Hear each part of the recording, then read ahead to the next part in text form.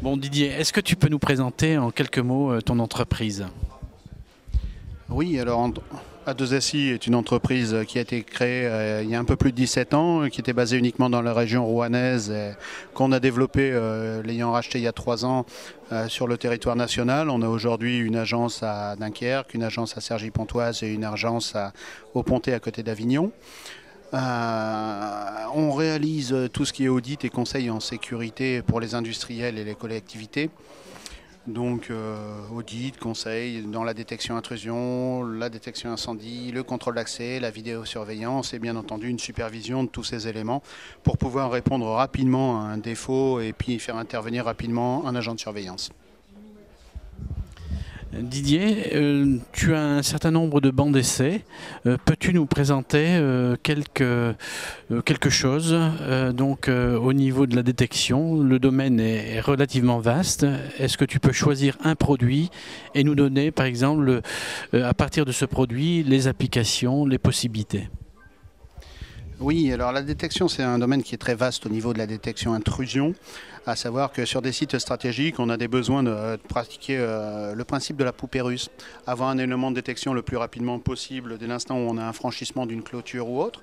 Donc on a des éléments de détection sur des clôtures, sur la coupure d'une clôture, l'agression sur une clôture, la possibilité d'avoir des barrières infrarouges et des barrières à hyperfréquence qui nous permettent de détecter un déclenchement et une approche sur un bâtiment. Ensuite, une détection périmétrique au niveau des bâtiments par l'intermédiaire de contacts sur les portes, les ouvertures, fenêtres et autres.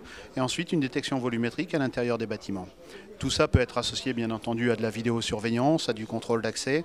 C'est-à-dire que dès l'instant où on a un déclenchement, on est capable de renvoyer une information à un agent de surveillance avec le point qui a déclenché, un plan, pourquoi pas, et une image qui lui permet de pouvoir décider d'une réaction immédiate. Didier, là je vois quelques caméras. Est-ce que tu peux nous donner un peu une précision sur certaines caméras? Je vois cette caméra thermique. Est-ce qu'à partir de ce capteur, tu peux nous donner les possibilités, les possibilités aussi de visualisation? Oui, bien entendu. Alors, les caméras, ici on a un stocker natif IP qui nous permet de relier des caméras analogiques et notamment une caméra thermique que vous voyez ici. La caméra thermique peut avoir des portées qui sont très, très importantes, au-delà du kilomètre, et qui nous permet de détecter la chaleur d'un corps humain. Donc sur quelques pixels à plusieurs centaines de mètres, voire 1 kilomètre, on est capable de détecter la présence d'un corps humain. Et par l'intermédiaire d'un petit logiciel d'analyse d'image, déclencher une alarme et pourquoi pas le positionnement d'une caméra qui va permettre de faire de l'identification.